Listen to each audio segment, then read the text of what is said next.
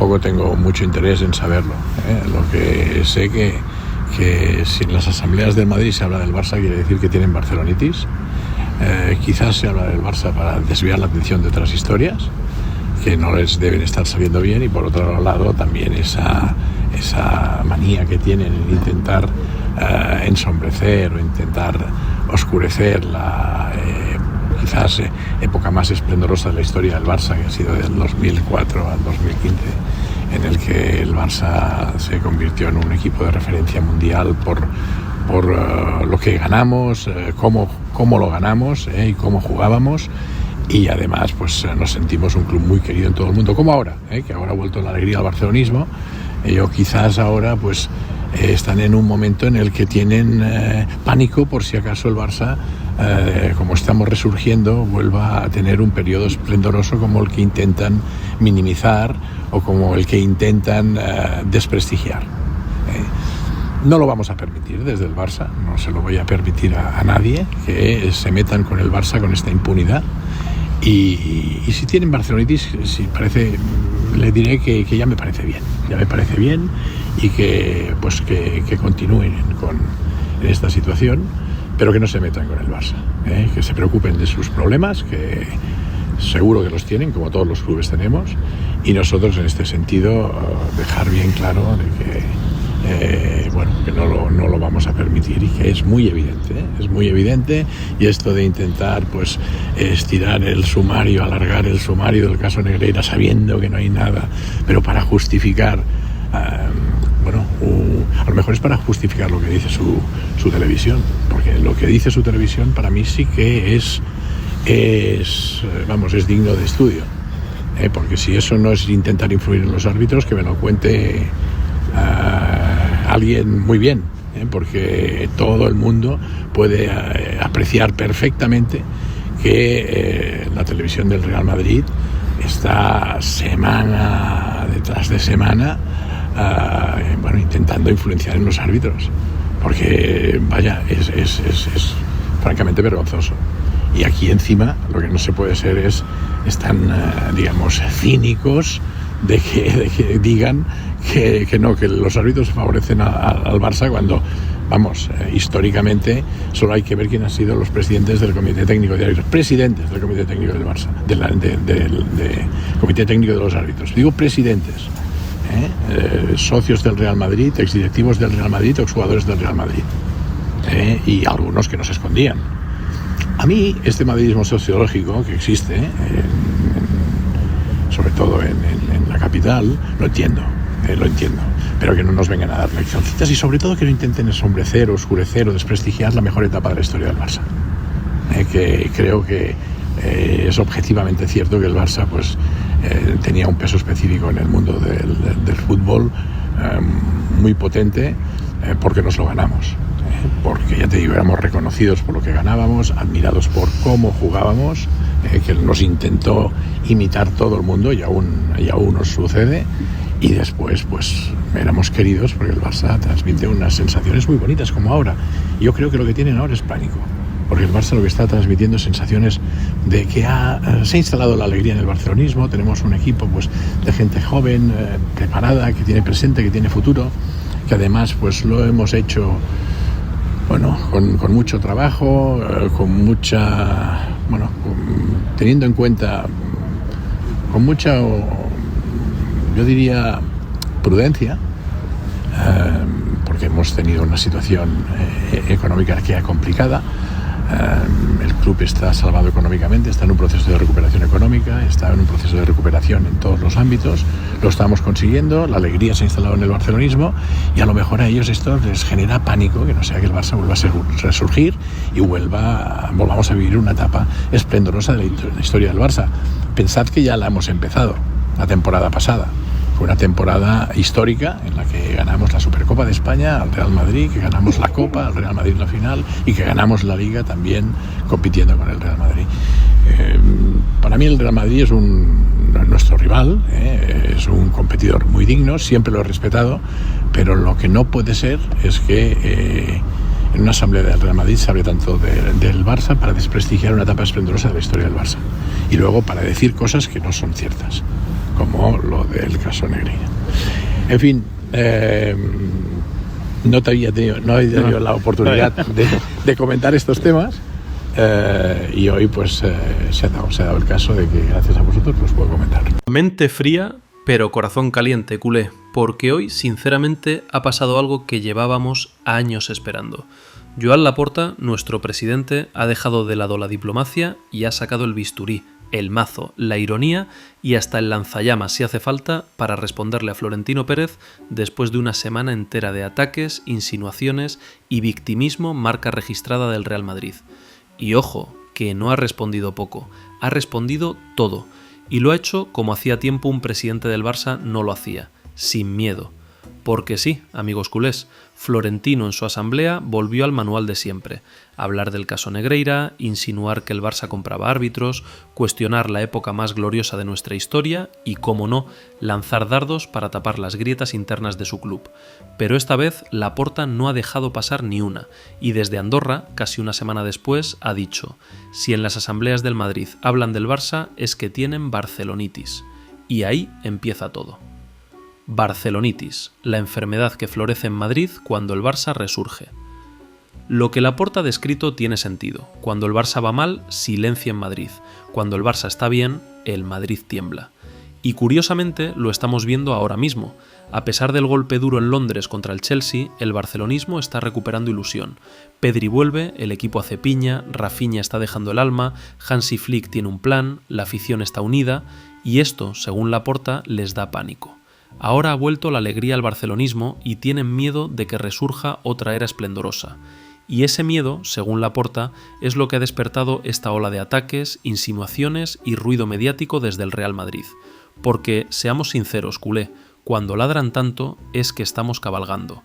El caso Negreira, el juguete favorito de Florentino. Laporta ha sido cristalino, no hay pruebas contra el Barça, nunca se ha demostrado que el Barça comprara árbitros. El caso se está estirando a propósito, y según él, se estira para justificar algo que no es cierto, y para que algunos madridistas puedan seguir alimentando su relato favorito. Lo están estirando porque saben que no hay nada, y esto no lo dice un youtuber ni un aficionado, lo dice el presidente del FC Barcelona. Pero la parte más fuerte está aquí. Al Barça generalmente no le favorecen los árbitros, han favorecido toda la vida al Madrid, y Laporta no se queda en lo genérico. Da un ejemplo de la jornada pasada. Bellingham mete un gol habilitándose con el brazo. Vinicius marca otro después de romperle la nariz a Iñaki Peña. Y Laporta lo resume así: con esos 2 goles anulados, el Barça sería líder de la liga. Directo, concreto, verificable y sin una sola exageración. Real Madrid TV, el altavoz semanal para presionar a los árbitros. Si hay algo que Laporta ha querido remarcar, y aquí ha entrado duro, es el papel de Real Madrid TV. Para él no hay dudas. Real Madrid TV intenta influir en los árbitros cada semana. Es vergonzoso. Y lo cierto es que esto lo ve cualquiera, sea del Barça, del Madrid o de la Ponferradina. Cada jornada, el canal del Madrid selecciona jugadas, señala árbitros, crea dudas, prepara el terreno. Y después llega lo de siempre. El Madrid es el perjudicado, el Barça el favorecido, aunque la realidad diga lo contrario. Laporta incluso recordó que históricamente los presidentes del CTA han sido socios del Real Madrid, exjugadores del Real Madrid, exdirectivos del Real Madrid, y añadió: no se escondían.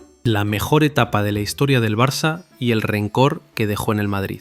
Esta parte ha sido oro puro. Laporta dejó claro que lo que realmente molesta en Madrid no es Negreira, ni fichajes, ni polémicas arbitrales. Les molesta que el Barça haya tenido la mejor etapa de la historia del fútbol moderno. Del 2004 al 2015 dominamos Europa, enamoramos al mundo, creamos el mejor juego de todos los tiempos, fuimos admirados globalmente, ganamos como se gana de verdad, jugando mejor que todos. Y Laporta lo resumió así: éramos reconocidos por lo que ganábamos, admirados por cómo jugábamos y queridos en todo el mundo. Y eso, según él, es lo que Madrid intenta desprestigiar, porque si aceptan que ese Barça fue el mejor de la historia, su relato se derrumba. Florentino entre la espada y la pared.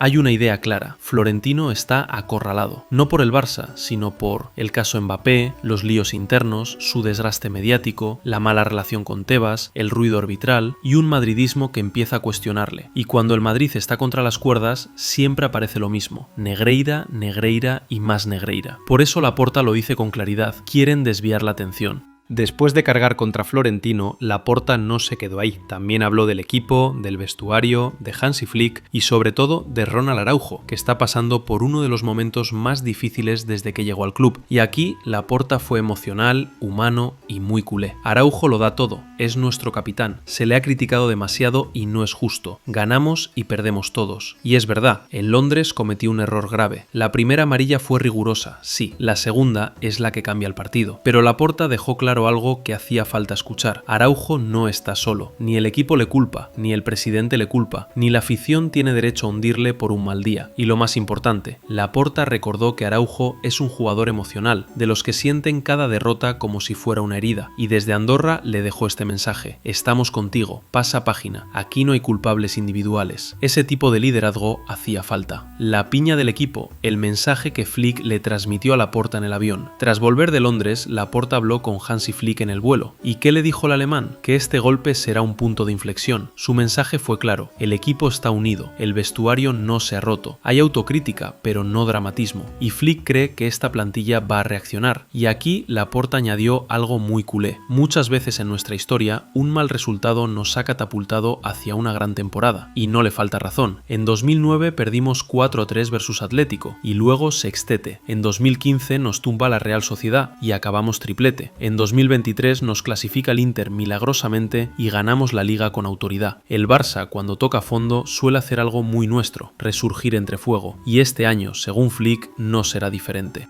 El momento del equipo. Entre heridas, lesiones y reconstrucción. Laporta dejó buenas noticias.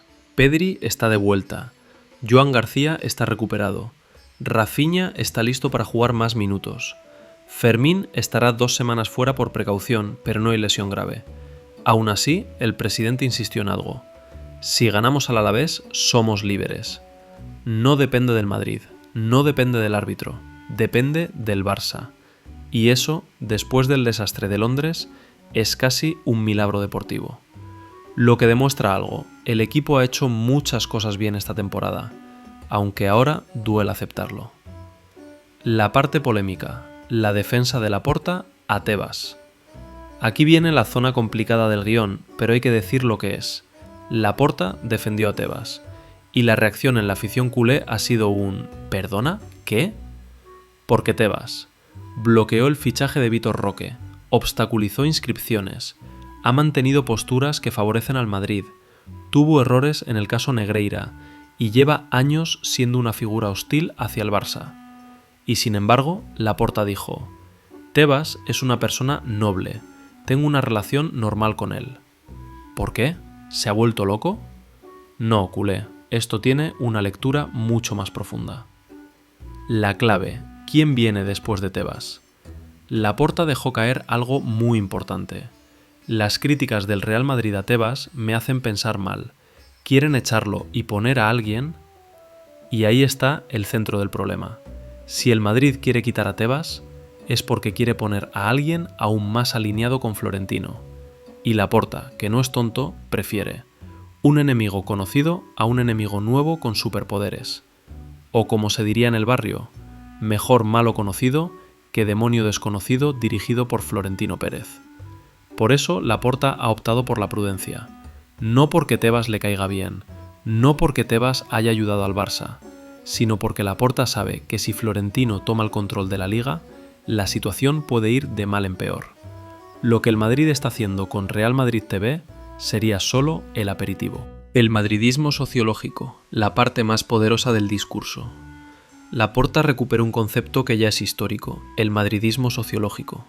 Ese poder invisible, cultural, mediático, institucional, que hace que los arbitrajes caigan siempre hacia un lado, los medios minimicen escándalos blancos, Real Madrid TV presione impunemente jugadores del Madrid, sean protegidos y el Barça siempre salga perjudicado en el relato.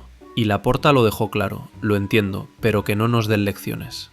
Porque sí, este madridismo sociológico existe, y los culés lo sabemos, desde el CTA hasta los programas de tertulia, desde los periódicos hasta los arbitrajes clave. Y Laporta, por primera vez en mucho tiempo, lo ha dicho abiertamente. El Barça en su primer momento de fragilidad real. este es el primer momento frágil del Barça esta temporada. Derrota dura en Londres, dudas en defensa, críticas a Araujo, molestias de Pedri, Flick señalado por decisiones tácticas y presión del Madrid en todos los frentes. Pero Laporta ha hecho dos cosas bien. 1. Evitar que el ruido externo rompa el vestuario. 2. Unir a la afición justo ahora, cuando es más necesaria.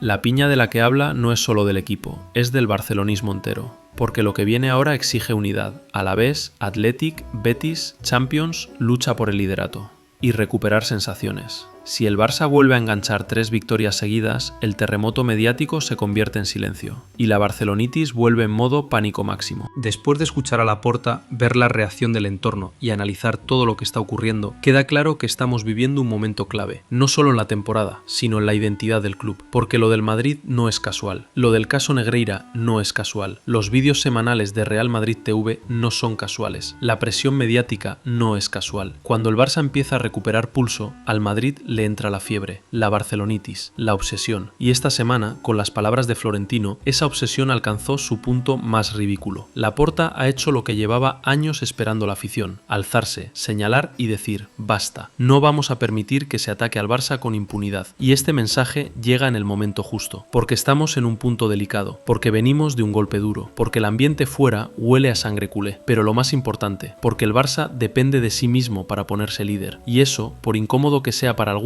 demuestra que el equipo está compitiendo y creciendo. El Barça no se rompe, se levanta. El discurso de Laporta no va solo contra el Madrid, va también para adentro. Es un mensaje directo a los jugadores, el cuerpo técnico, la afición y todo el entorno que a veces se desangra por dentro. Laporta está diciendo, un mal día no define a este Barça, pero la reacción sí lo hará, porque esta plantilla es joven, porque este proyecto es nuevo, porque Flick también está aprendiendo la liga, porque perder en Londres duele, pero no sentencia una temporada. Y ojo al detalle, Laporta habló de alegría en el barcelonismo, y cuando un presidente dice eso es porque lo está sintiendo dentro del club, que hay ilusión, que hay hambre, que hay ganas de resurgir.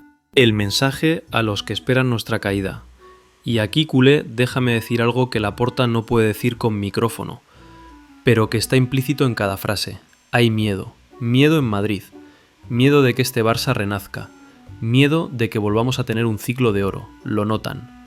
El Madrid lo sabe. El madridismo sociológico lo nota, Florentino lo siente en los huesos, y por eso atacan, porque cuando el Madrid está fuerte callan, y cuando el Barça empieza a crecer, aparece el discurso Negreira, la televisión blanca y la manipulación masiva. Es siempre el mismo patrón. El Barça está vivo, y eso es lo que les duele. Tú fíjate en esto, con todo lo malo de Londres, con todas las críticas, con todas las bajas, si ganamos al Alavés, somos líderes. ¿Sabes lo que significa eso? Que el relato y la realidad se han desconectado por completo.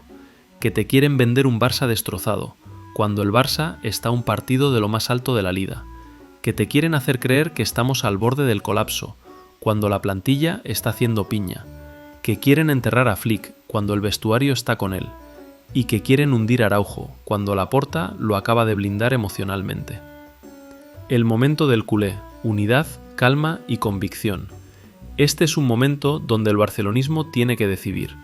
¿Entramos en la narrativa de la caverna o empujamos al equipo cuando más lo necesita?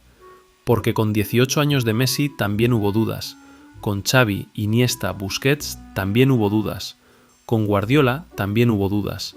Pero el Barça siempre crece con tiempo, con identidad y con calma. Y Flick está intentando construir eso. Hoy no toca quemar nada. Hoy toca entender una cosa simple. El Barça no está roto. El Barça está en construcción. Y este golpe puede ser el impulso para un gran año. Laporta lo cree, Flick lo cree, el vestuario lo cree. La pregunta es, ¿lo creemos nosotros? Mensaje final al Madrid y a Florentino. Ya que Laporta se ha calentado, también le dejamos algo claro. Si tanto hablas del Barça en tu asamblea, es porque el Barça sigue siendo tu mayor preocupación, y eso, culé, es la mejor señal posible, porque cuando ladran tanto es porque estamos cabalgando.